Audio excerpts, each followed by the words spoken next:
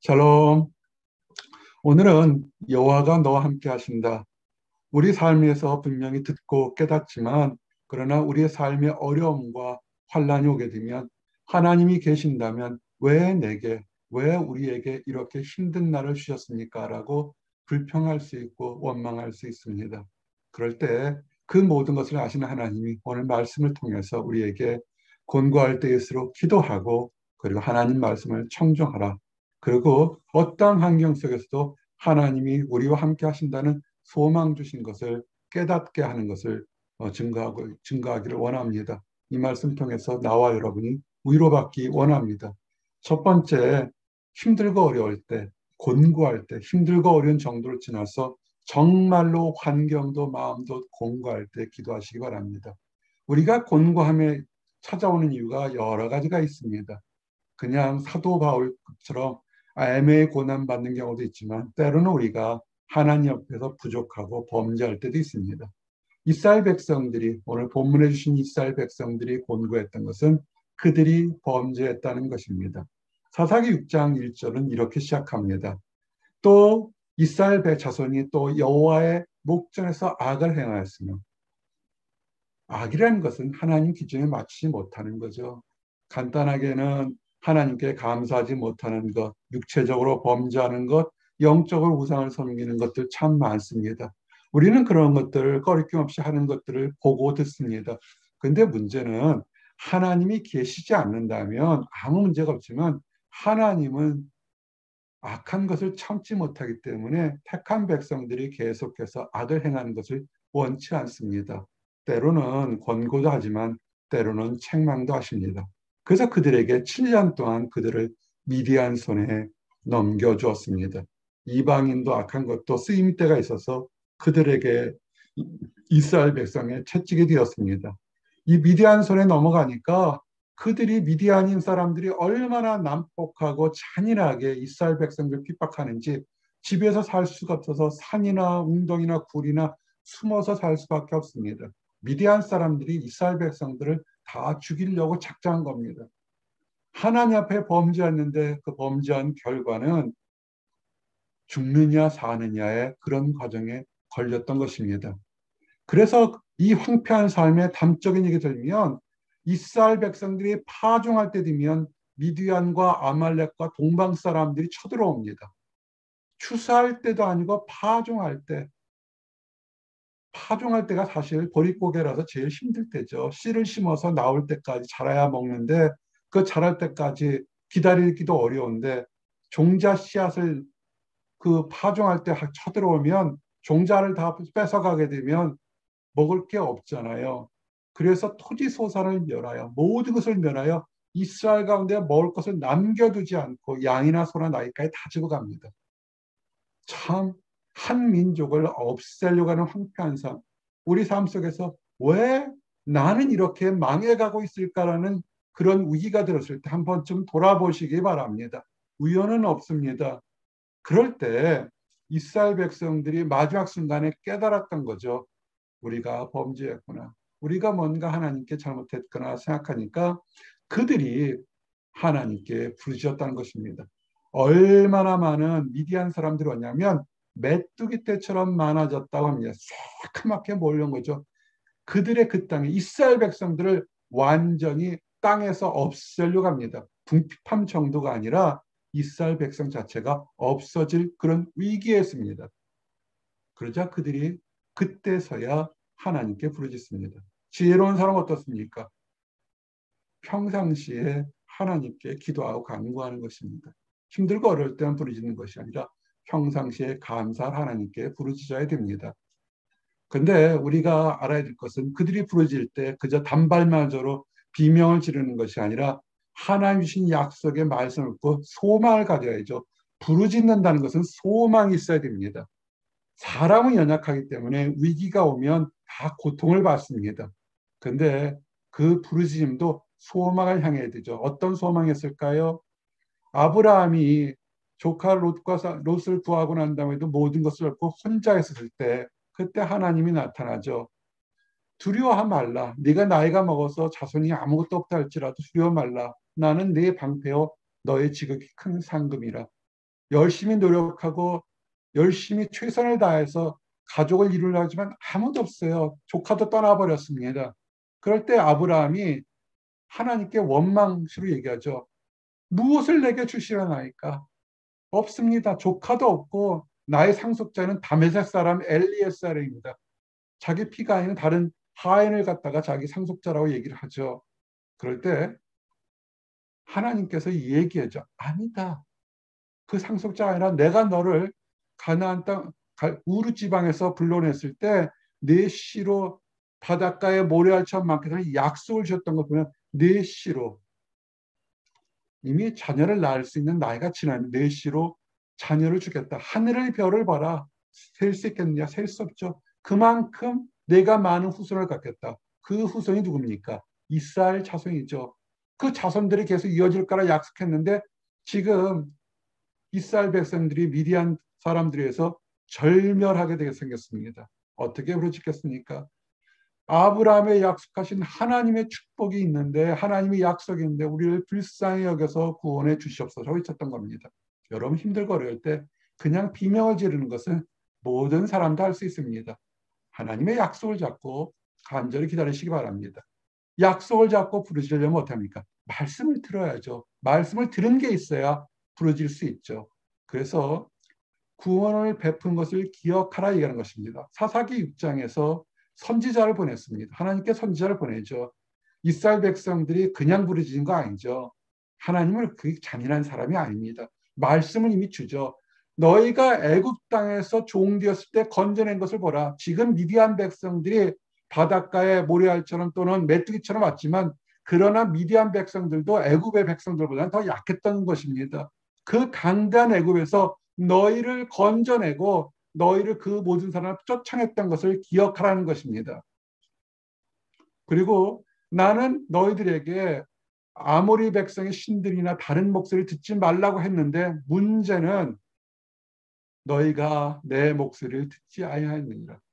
여러분 우리가 힘들고 어려울 때는 내 믿음이 어디서 내가 어디서 유혹받았는지 내가 어디서 실수했는지 믿음이 어디서 떨어졌나 돌아보셔야 됩니다.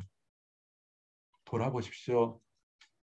제일 중요한 것은 말씀을 듣고 아멘으로 순종할 수 있는 믿음이 있습니다.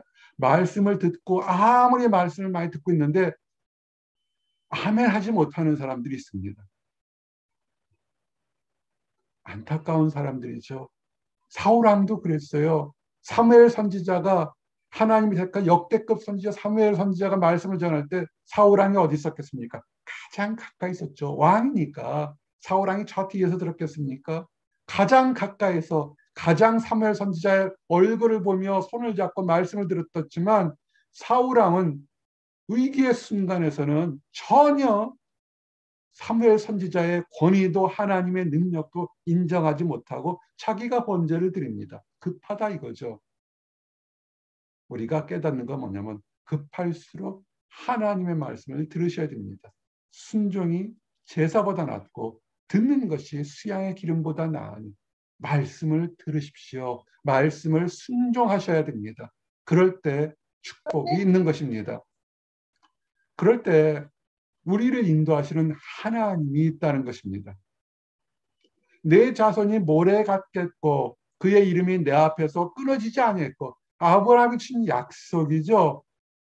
이 약속이 이사야 선지자의 말씀이 뭡니까? 너희들이 지금 똑같이 또 포로 시대에 있을 때 왜 그랬느냐? 지금 미디안 광해 때도 미디안 사람들 때문에 멸절이겠지만 그 후에도 수없이 이스라엘 백성들은 전멸의 위기에 있을 때 그때마다 뭐냐면 하나님의 음성을 듣지 않고 그릇된 길로 갔다는 것입니다.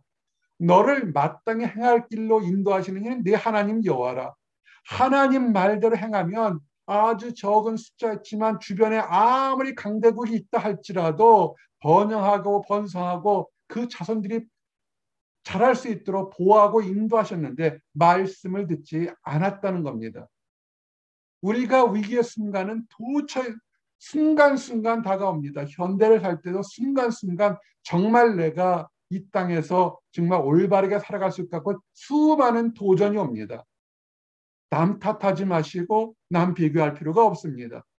내가 지금 하나님의 음성을 마음과 영으로 온전히 듣고 순종하고 아멘 하는가 돌아보셔야 됩니다.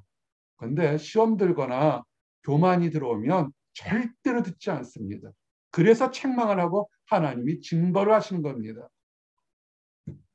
이스라엘 백성들이 얼마나 하나님께 범죄했으면 하나님이 7년이라는 기간 동안을 쳤을까요? 3년 대환란만 돼도 다 굶어 죽잖아요. 근데 7년 동안 와서 추수할 때만 되면 다 뺏어가니까 뭐 먹을 게 있겠습니까? 이거는 상상을 초월할 정도로 힘든 시간들이었을 겁니다. 여호와의 사자가 나타나서 있는데 기드온이 요아스의 아들 기드온이 밀을 추수할 때가 되는데 포도주 틀에서 타작합니다. 밀은 원래 넓은 데서 돌이켜지면 타작해야 돼요. 이게 커서 근데 어쩌면 포도주 틀 작은 틀에서 지금 한 끼 두 끼 먹으려고 야생조 숨겨서 자란 밀을 틀어서 한 끼 먹겠다고 지금 타작을 하고 있는 겁니다. 얼마나 비참합니까? 풍성한 삶이 지금 먹고 사느냐 한 끼 먹기에 급급하게로 전락한 겁니다. 그렇게 힘들고 어려워도 하나님도 찾지 않고 하나님도 의심할 때 하나님의 사자가 나타납니다. 권면하고 축복을 주죠. 소망을 주죠.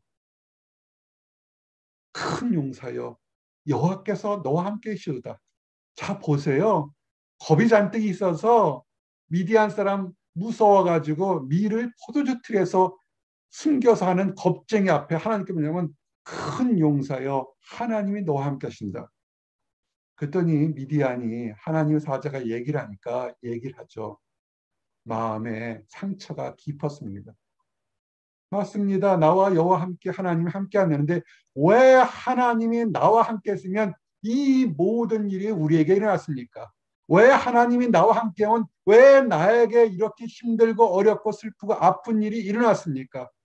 또 조금 전에 작은 목자도 증거했지만 하나님이 하신 일을 기억하라 했더니 조상들이 애굽에서 있던 거를 이 큰 이적이었던 걸 기억하라고 그러는데 그 이적들이 지금 왜 사라지고 지금 나타나지 않습니까? 여호와께서 우리를 보호한다고 그러는데 왜 우리를 버려서 미디안 손에 있습니까? 현대말로 얘기하면 누구는 기도 응답받고 누구는 확신 있고 누구는 응답 축복받는데 왜 지금 그것은 나에게 우리에게는 일어나지 않습니까?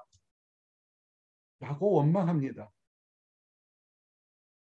근데 하나님은 이 낙심한 자의 원망까지도 책망하지 않으시고 들으십니다. 책망하지 않으셨기 때문에 원망하고 불평하고 겁쟁이인 미디안을 큰 용사여 하나님이 여호와께서 너와 함께 하신다고 소망을 주셨다는 걸 기억하십시오. 그러면서 얘기하죠. 여호와께서 그 사자를 통해서 말씀해 너는 가서 너의 힘으로 이스라엘을 미디안 손에서 구하라. 남 탓하지 말고 남 하나님 탓하지 말고 내가 너에게 능력 줬으니 너희 집 너희 가정을 구하라는 것입니다. 그렇게 불평불만하는 너를 내가 사용해서 내가 너를 보낸 것이 아니냐. 놀라운 비전입니다.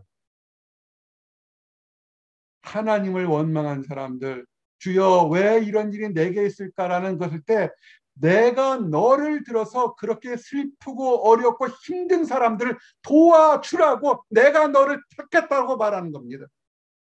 왜 내게 이런 일이 Why me? Why not me가 될 수 있죠.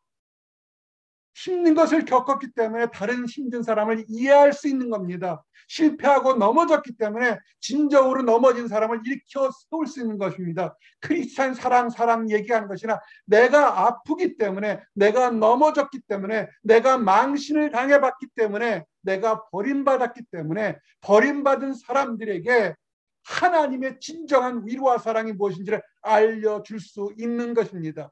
그래서 내가 너를 보낸 것이 아니라 하나님이 큰 비전을 주신 것입니다. 그래도 기도원은 비전을 줘도 그것을 아멘으로 하지 못합니다. 주여 말은 다 좋고 비전도 좋고 소망도 주는데 내가 무엇으로 이스라엘을 구원할까? 나는 이스라엘 지파 중에서도 므낫세 중에서도 지극히 작고 아무것도 할 수 없는 집인데 나는 가장 작고 겁쟁인데 내가 무엇을 하겠습니까? 아브라함이 의심할 때 아브라함이 두려워할 때 아브라함아 두려워하지 말라고 약속을 주신 것처럼 하나님이 불안하고 의심하고 원망하는 미디온에게입니다. 내가 반드시 너와 함께 하리라. 그래서 미디안 사람을 치기를 그 메뚜기처럼 많은 미디안 사람을 한 사람 치듯이 승리를 주겠다. 이 말씀을 여러분과 나에게 적용합니다. 나는 보잘것없고 나는 실패했고 나는 넘어졌고 나는 다른 사람보다 늦게 가고 나는 아픈 중에 있는데 내가 무엇을 하겠나이까? 사랑하는 딸아, 사랑하는 아들아, 내가 반드시 어느 곳에든지 너와 함께 하겠다는 하나님의 말씀이 지금 선포함을 믿으시기 바랍니다. 그래서 어떠한 환경에 앞에 있든지 무슨 문제가 있든지 그것이 하나님의 힘으로 이길 수 있다고 말씀하시는 겁니다. 오늘 말씀 더 긴 말씀이 있지만 일단은 여기서 정리를 합니다. 여호와가 너와 함께 하신다. 의심하고 불평하고 원망하는 기드온의 모습을 보게 됩니다.